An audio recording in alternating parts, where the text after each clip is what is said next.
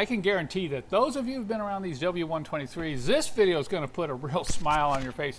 How many of you have gotten into your 123 only to reach down to play with your switches and notice the back of the shift cover wood is loose? You know, you lift it up and say, hey, how come they didn't fasten that?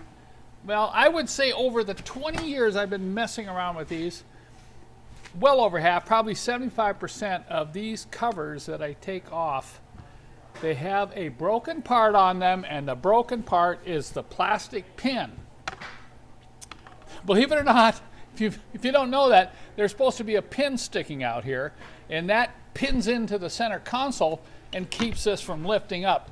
So finally, after 20 years, I decided I have to find something to fix this with.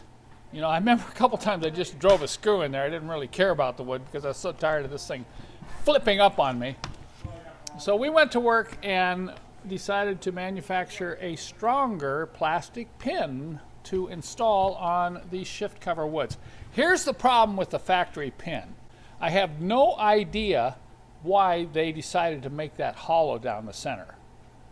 But that's the problem right there. Because that's hollow, not a solid pin, they just all break off, and they all break off right here. You can see them.